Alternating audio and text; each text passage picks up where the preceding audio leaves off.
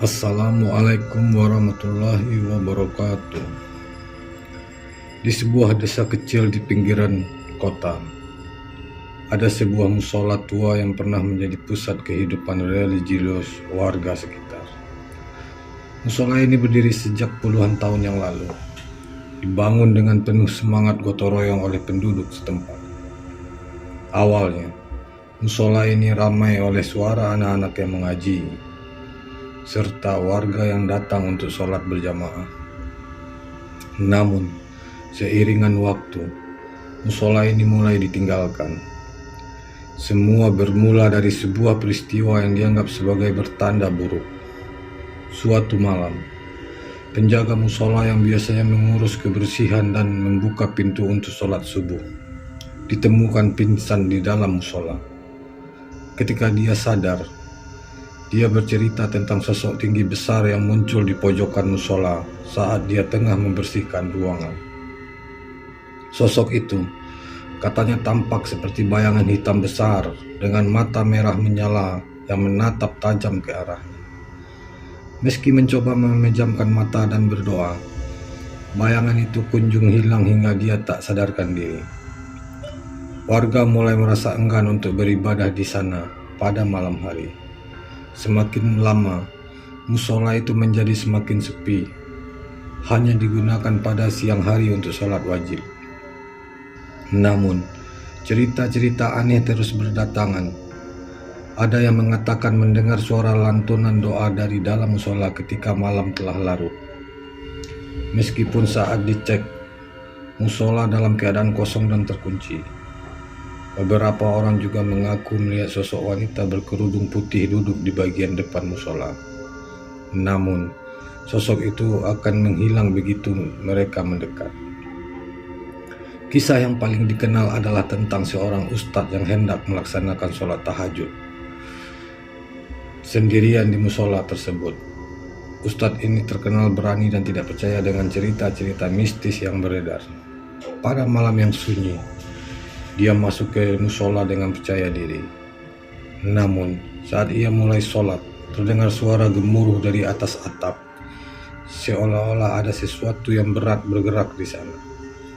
Ustadz tetap melanjutkan sholatnya, mencoba mengabaikan suara tersebut. Namun, saat ia mencapai sujud terakhir, Ustadz merasa ada yang menepuk pundaknya dengan keras. Ketika ia menoleh, ia melihat bayangan hitam besar yang sama seperti yang pernah diceritakan penjaga musola dulu.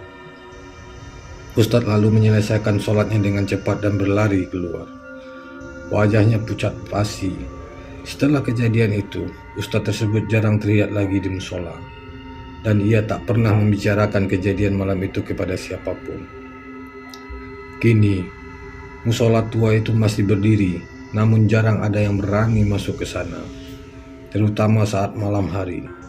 Musola yang dulu menjadi tempat berkumpulnya menyaksikan cerita-cerita yang terus menghantui warga desa. Setiap kali ada yang melintas, mereka akan mempercepat langkahnya, melirik dengan perasaan was-was dan berdoa agar tidak ada sosok yang mengikuti mereka pulang.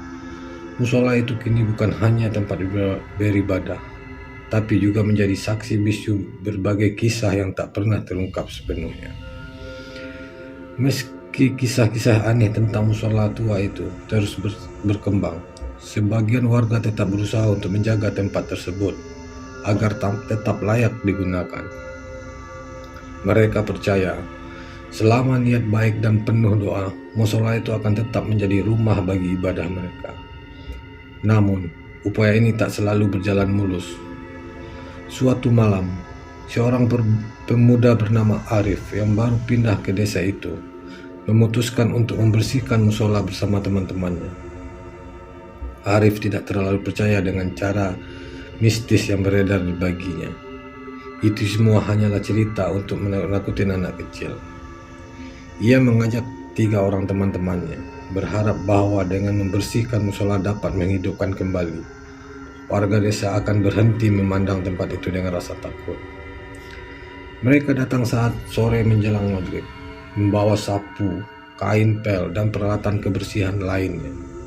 Saat pertama kali melangkah masuk, Suasana musola terasa tenang namun aneh, seakan ada yang memperhatikan dari kegelapan sudut ruangan. Arif mencoba mencairkan suasana dengan bercanda, namun tawa mereka terdengar seperti gema kosong merambat di antara dinding-dinding yang sunyi. Saat mereka mulai membersihkan, salah satu temannya, Rian, menemukan kitab tua yang tergeletak di atas rak kayu usang. Kitab itu sudah sangat tua, dengan halaman-halamannya menguning dan sedikit sobek. Saat Rian membuka kitab itu, tiba-tiba saja udara di dalam musola berubah menjadi dingin. Lilin yang mereka nyalakan berkedip-kedip, seolah hampir padam. Rian buru-buru menutup kitab itu dan menaruhnya kembali. Namun, saat itu juga terdengar suara gemericing seperti rantai yang diseret di lantai yang musola. Mereka berhenti sejenak, saling berpandangan dengan mata penuh tanya. Suara itu makin jelas, seperti datang dari arah mihrab, tempat imam biasanya memimpin sholat. Dengan rasa penasaran yang bercampur takut, Arif memberanikan diri untuk mendekat. Namun, saat ia melangkah lebih jauh, terdengar suara langkah kaki di belakangnya. Ia berbalik cepat, namun tidak ada siapa-siapa di sana. Hanya bayangan temannya yang berdiri kaku di tempat mereka sebelumnya. Tanpa peringatan, pintu musola tiba-tiba tertutup dengan keras, menyebabkan seluruh ruangan bergetar. Angin kencang berhembus dari jendela-jendela yang pecah, membuat suasana semakin mencekam. Rian mencoba membuka pintu, namun terasa seperti terkunci dari luar. Panik mulai melanda, dan dalam suasana gelap, salah satu temannya berseru bahwa ia melihat bayangan bergerak di sudut musola. Arif yang masih mencoba berpikir jernih, mengajak teman-temannya untuk duduk dan membaca doa bersama. Namun, suara-suara aneh mulai terdengar. Ada yang menangis lirih, seperti suara anak kecil yang tersesat. Dan ada pula suara berat seperti seorang berbisik di telinga mereka. Doa yang mereka ucapkan menjadi terputus-putus, terganggu oleh ketakutan yang kian mencekam. Setelah beberapa menit yang terasa seperti berjam-jam, akhirnya pintu musola terbuka dengan sendirinya. Mereka bergegas keluar, terengah-engah dan keringat dingin mengalir di dahi. Saat menengok ke belakang, mereka melihat bayangan Semar berdiri di pintu, mengawasi mereka dengan mata merah yang berkilau dan dalam kegelapan. Itu adalah sosok yang seperti yang diceritakan banyak orang, tinggi, hitam, dan mengerikan. Setelah kejadian itu, Arif dan teman-temannya sepakat untuk tidak kembali lagi ke musola tersebut, dan mereka jarang sekali berbicara tentang apa yang mereka alami.